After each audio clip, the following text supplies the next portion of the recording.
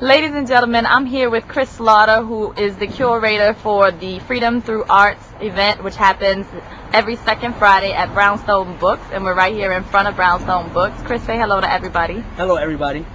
So we're going to ask you a few questions about your venue, because with Burroughs Inc., we're just trying to highlight some of the dope venues in Brooklyn, and we chose to highlight your venue first. So how long have you been running this event, and what made you choose this particular location of Brownstone Books? Well, I've been doing this particular event for about, I say, 4 years now. Wow. What made me do this event at Brownstone Books is because, you know, I'm a literature guy, and I feel like the poetry is in the store literally. So, nice. You know, you have all of these books around, and the vibe is just so dope and very intimate. I think the intimacy of the whole venue is what I love the most about it. You know, like you got a lot of events where there's bars and there's all of this. Books tend to calm people down a little bit. So, you know, like they're not gonna like be punching each other in the face because it wouldn't be like the literary thing to do, you know? So yeah, I chose Brownstone Books because of the vibe, the neighborhood, and I just wanted to keep the Renaissance going on in Brooklyn. Nice. So Chris, when I met you years ago, I met you as a poet, and I know you still perform and travel with your poetry. What inspired you to cross over into hosting your own open mic? I mean, because I used to strip before, and then no, look, Chippendale, I got them dollars. No, but after what inspired me to do my own poetry event was because I used to go to all of these different poetry shows, and I just didn't like. I used to see a lot of the favoritism. It was just so political, and it was just a bunch of bullshit going on in a lot of these poetry venues that I didn't like. And everything became a slam. You know, I felt like I couldn't perform anywhere unless I was entering a contest. Oh, you know? word. And when I came into this game in around like 96, 97, there were a lot of places to perform, and the vibe was always good.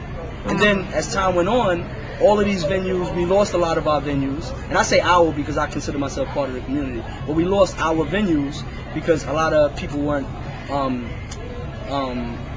supporting the bar or supporting the food, and they just said, you know what, you gotta go. That's what's so good about Brownstone also, because it's low maintenance. There's nothing to do. I mean, we love you to buy books, right, but it's not, you know, the venue doesn't rely on you purchasing from the store. Nice. So did I answer the question? You did. That was okay. Excellent. So where do you see the event, your event, in 5 years from now? 5 years from now, I see my event here. Still here. The reason I say that, I've been offered numerous bigger venues to do this place. Right. People have come here and asked me, well, this place is really packed tonight. You need a bigger spot. I have a spot over here. It's really nice. And I'm like, nah. I kind of like people, everybody on top of each other, and you know, that doesn't sound right. But I like is this poetry? That's all right. I like the vibe of everybody kind of real closely knit, and you know. So in 5 years, I see ourselves here. Unless the actual bookstore moves, I don't really see myself moving. Or unless she expands the actual bookstore. Dope. So you've been on the poetry scene for years. You mentioned that you got in the 90s, and you have watched the game change and evolve, which you already talked about a little bit. Where do you see poetry as a whole in 5 years from now? When you say poetry as a whole, like, are you including like spoken word and spoken literary word, poetry, or are you really like really more focused on spoken word? More focused on spoken word.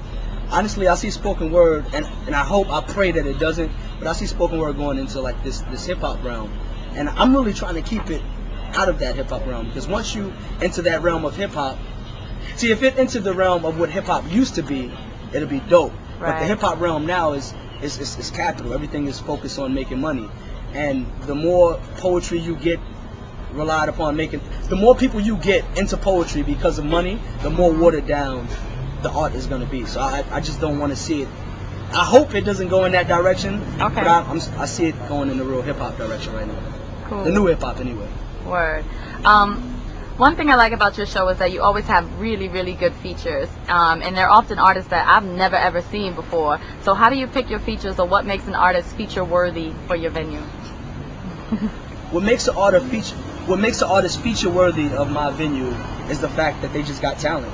I've had people come from around the world literally to feature at my spots, and I've had people from around the corner at my spots.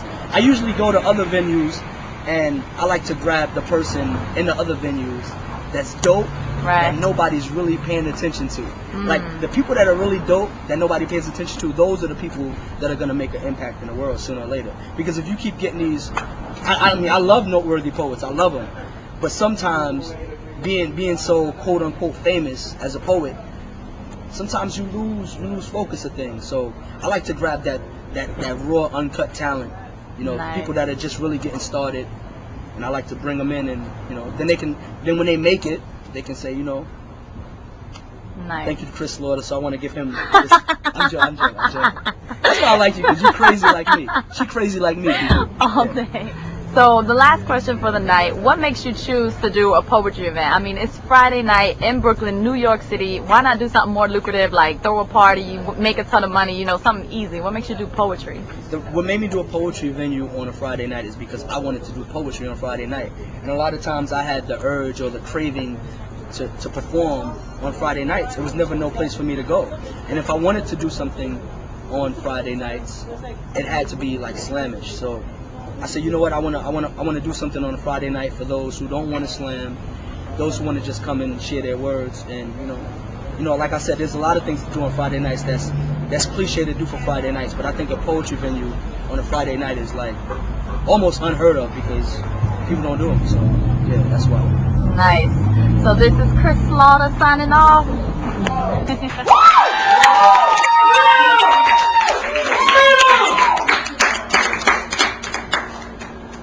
There's no calm before the storm. Just cold steel before it warms like the devil's meal. The pedal feels floor, the soul feels warm about what's coming soon. Without a twin, we come in twos. Double consciousness. My face split, you can tell by my sips. Can I run the brandy? Sleep don't land me. Wake up still flying, I woke up still driving. Car gunning out the lines, lines look like tears still drying. I'm out of lines fit for describing how I'm riding, I'm just out of line. How we dine with the devil, clutch that precious metal, press luck to get us level. All bets is off or settled. Rock, standing on the corner, hustling the rocks. No, he don't wanna be like his peers, having fun playing sports, cause he got a mother with a crack habit to support. Little man, big drug runner, very little plans, living in the slumber. Big host, little dreams trapped on the corner with the rats and the cats selling that marijuana. Baby girl started off good every day, walking through the hood, met a gal, seemed right, so it seemed like 2 years later, baby girls in that street like it seemed like nice man got a plan. Shorty rock, eating at his hand, little man bringing in his money, and baby girl's got a baby girl in her tummy. We are here with Daniel. Say hello. Danny, Queens. Wow, from Queens. So how'd you hear about the venue? From a friend, a coworker. Nice. And what did you like about tonight? Oh, just the honesty of the poems and the energy of everyone presenting. And yeah, just the honesty and how open it all is. So, Heartfelt, years and years worth of ideas to express. A lot of history about family and people. So. and will you be coming back? Yeah, I would like to come back for sure. Awesome. Thank you so much, Danny from Queens. So, what is your name? Alexis? Yes. And how did you hear about the venue? Actually, my friend Valentine sent me. Oh, nice. And what did you like about the venue? I like how it was real. I really like the rappers. Nice. I really like the rappers. The second rapper, I like the tattoo smile. That was really good. Cool. Yeah. And would you be coming back? Yes, I definitely will. And your friend here, what's your name? Say it again? Beth. And how did you guys hear about the venue? The same person? Cool. And what did you like about tonight? I liked everything. I mean, I've never been to something like this, and it was just a new experience overall. Awesome. Thank you, ladies, very much. Have a good night.